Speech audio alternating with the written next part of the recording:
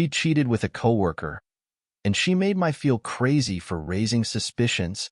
1 month ago, my girlfriend, 5 years together, we own a house together, told me she does not really like our relationship anymore.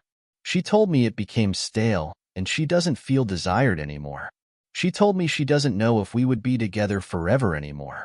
While I agreed that the relationship was not as fun anymore, I still think that we were fine. A week later, she told me that she had developed a work crush in the last months. Let's call him Kevin. She told me that nothing ever happened. She told me about a conversation they had after work where he told him that there is something between them and that it needs to stop.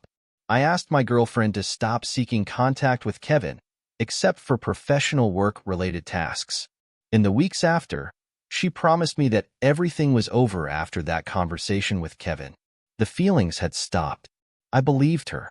However, of course I kept asking her if they still had contact. She assured me that that was not the case. These questions for me really annoyed her.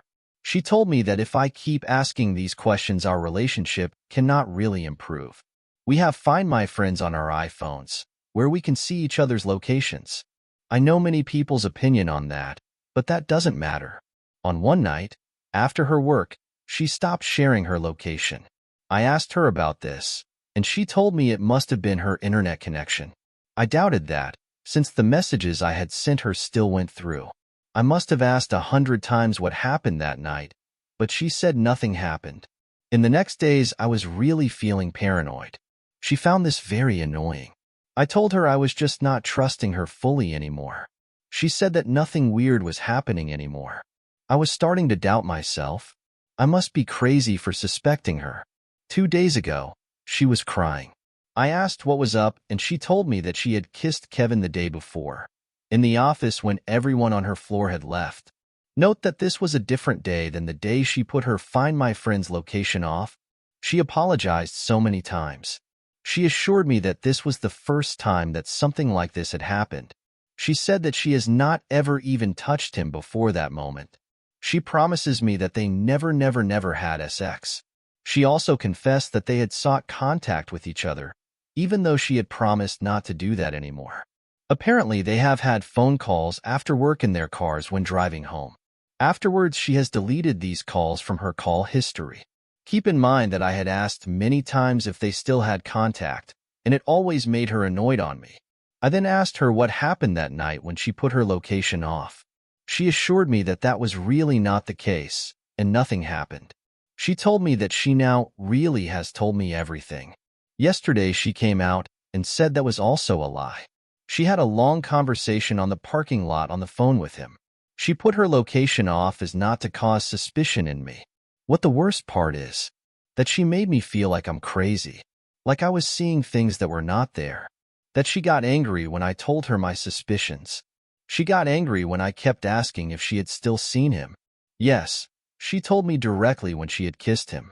However, there has been a lot of drip feeding the truth afterwards. She promises me now that everything is on the table, but I don't know if I can believe her anymore. Of course, she now wants to fix everything. She says we can fix it together. She's really sorry and promised not to talk to him anymore. Kevin is going to a different work location after next week, and they will not be working together anymore. She assured me she really regrets it and is crying about what she's done to me. At the same time, she's also saying this might not have happened if I would have made her feel more desired. I'm doubting what to do. She wants to know if I still want to be with her. I cannot tell her. My mind says I should leave, but I don't want to. I told her I cannot decide this right now. I will only know after a while. Moreover, we own a house together. She has a lot of own equity in the house, around 50%, and the other 50% is our mortgage. I feel like I will get financially gutted by quitting this relationship. I need some outside views on this. I never thought I would experience anything like this. I'm really devastated. TLDR. My girlfriend kissed a coworker in the office. I had suspicions for a while, but she got mad when I raised those. Now all these suspicions seem to be true. They did not have sex. We own a house together. We're leaving for vacation next week. Now update. After what happened, she was really sorry. She cried so much. Sadly, I'm not a tough person. I was very angry, but seeing her sad and asking me if we can still try to fix things worked on me. We tried for another month.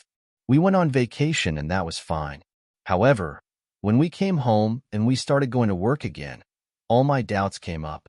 She wasn't willing to change. Work is very important for her, so she didn't want to skip any informal work events where Kevin would also be. You guys were all right, of course. All trust is gone, and I feel hurt. Mostly about the lying/gaslighting. I doubt everyone she is saying to me. I realized that this was not going to work. I broke up with her 2 days ago. It's so crazy hard. We were together for 5 years. I broke up at night. I went to my parents' house the day after, that where I'm now. They are taking very good care of me, luckily. I also talked to a friend about the situation.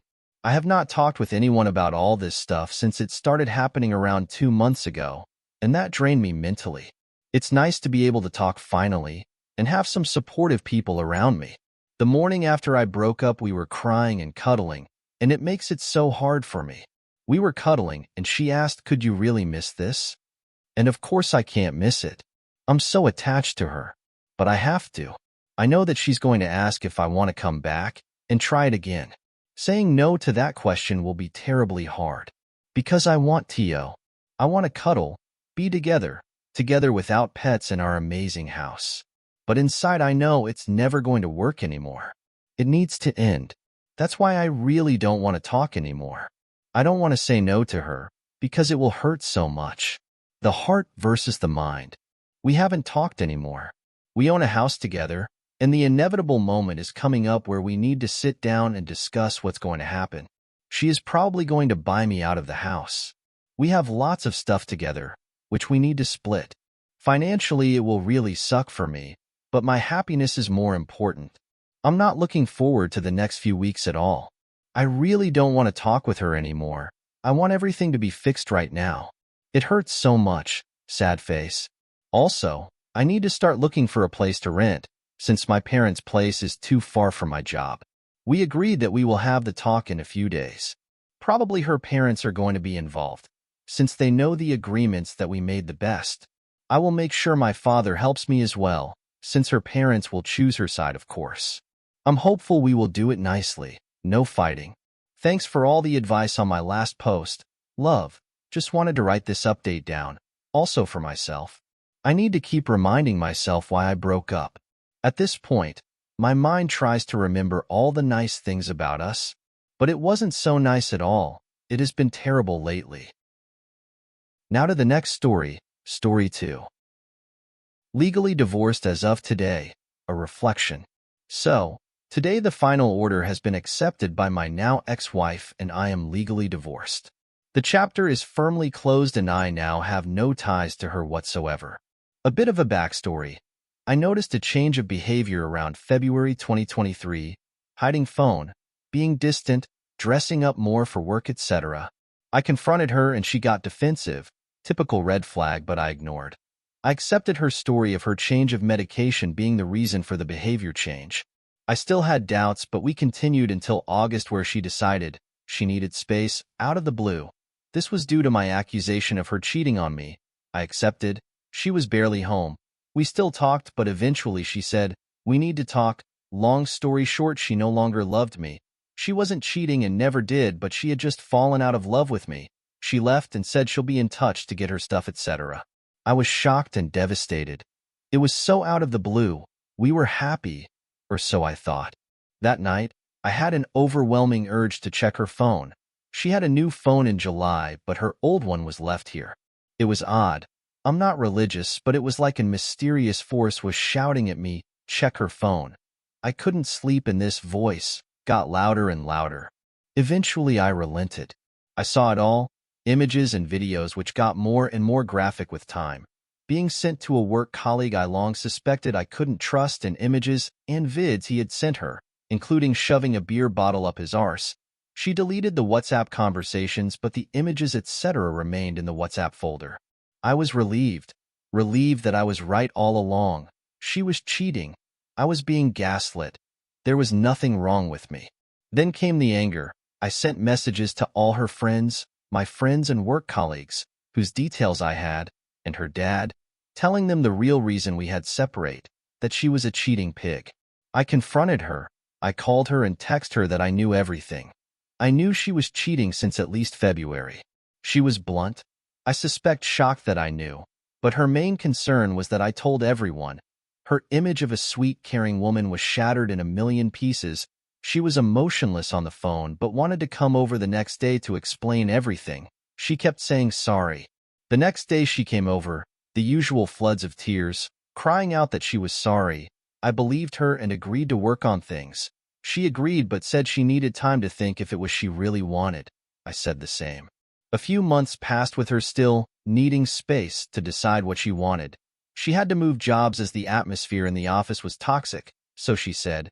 She was unsure if she wanted to work things out, but when I threatened divorce she begged me to reconsider, saying, "Don't chuck away 8 years." In hindsight, I should have told her to shove it and filed for divorce then. Eventually in November, I came to my senses and we spoke. I told her that I wanted to file for divorce. She agreed. I filed in December. The first few months, September to December, were the hardest, made harder by the fact we were considering reconciliation. I am certain that had I put myself first in September and filed there, and then I would have healed a lot faster, as the constant torment of not knowing if she wanted to work on us or not was kissing me. I didn't eat barely for 2 weeks. I cried myself to sleep. I even contemplated unaliving myself a few times. What I went through the first few months was absolute hell, and by far the worst experience I have ever gone through in 34 years. I got their pie for about 3 months to deal with the initial shock and the absolute mess my head was in. It helped and was worth every penny. It helped me let go and realize that she did not define my life. What she did not define me, but actually defined her. I learned to love myself, to be enough exactly how I am, and to accept that I deserve better. I learned to let go of her and understand that I was in love with a ghost. The real her was revealed in September, and in the last 8 years, I was sold a lie. I looked at where I went wrong and realized that I ignored red flags for the sake of not being alone, and that I was terrified of being alone. This was an awakening. Why was I so afraid of being alone? I worked on self-esteem. I did things for me. I put myself first. I leaned on the support of friends, and a few months ago, I started dating. I realized that there were other people out there, people whom my ex-wife couldn't hold a candle for. I felt good. For the first time in my life, I was truly happy with who I am. I am happy single. I don't need a relationship anymore. I'm doing things I want to do with no commitments. It took about 6 months to reach this place. I'm now dating and I have met this amazing girl. We're taking things slow, but she is everything my ex-wife isn't. She is caring, kind, self-assured, and confident. It's early days yet, but I'm hopeful and even better. I know that if things don't work out, I'd be okay. I hope this post helps some people who are in hell currently. It gets better. I promise, and I know that the first few months, etc., are absolute hell. My advice: no matter how hard it is, please leave if you can. Never, ever reconcile. You deserve better, and if better is just you single, then that's still better than being with a manipulative liar. It is hard. You will go through absolute hell, and when you think you're doing better, you'll get a setback. Keep going. It's a long, lonely, and painful journey, but it will end. You are not alone. Use the support of your friends, family in here. Go no contact as soon as you can. If you can't, AITA kids, etc., limit contact to as little as possible. They don't deserve your attention. Don't give it to them. You are better than them. I don't care if they are with their new partner or they appear happy. They were trash and their AP was the trash collector. Don't try to get trash back. Get their pie. And finally, forgive them. Not for their sake, but for yours. Realize they are a flawed person. What they did was them, not you. They didn't do it to hurt you. They did it because they suck. When you forgive, you let go. They move out of your head and you no longer care. It takes time, but look to forgive when you're ready. Feel the feels. It's okay to not be okay. There may be days where you don't want to get out of bed. That's okay. Don't feel bad about it. You're allowed to feel this way. Take it day by day. Set yourself small tasks. Eat today. I will shower. Tomorrow I will go for a quick walk. I will try and eat something. Celebrate these little wins. Don't be hard on yourself.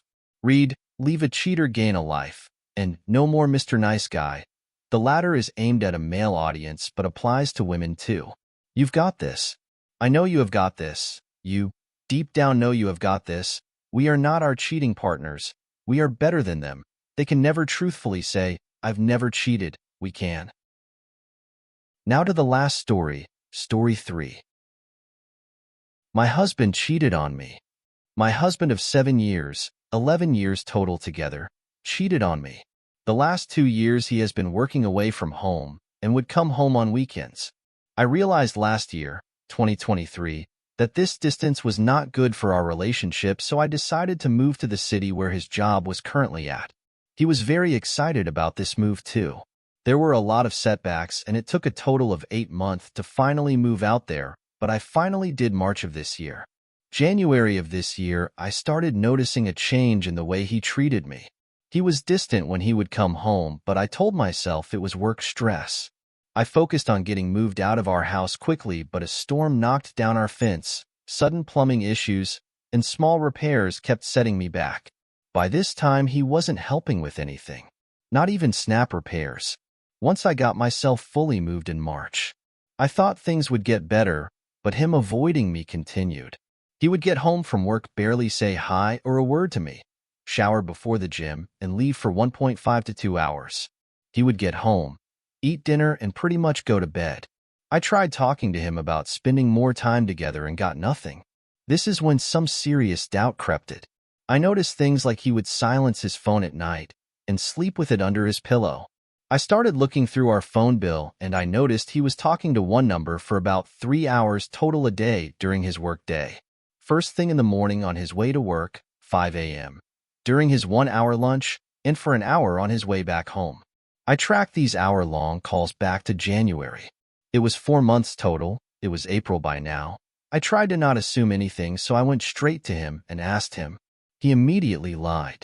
He said it was his best friend's number, but he didn't know I already knew his friend's number. I told him I knew he was lying.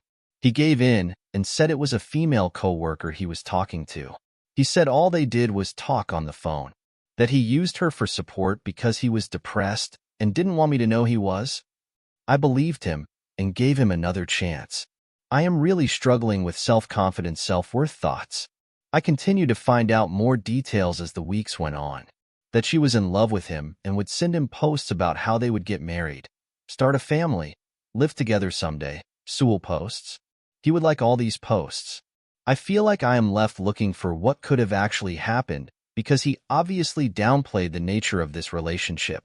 This woman was very in love and very heartbroken once it ended. He claimed it was a friend, that he was seriously depressed and had considered ending his life, and that she saved him pretty much. Now, months later, I can't get the betrayal out from my head, and I am so confused why he would want to stay with me if he had been so unhappy for so long. He claims he thought I didn't love him, and that's why it all happened.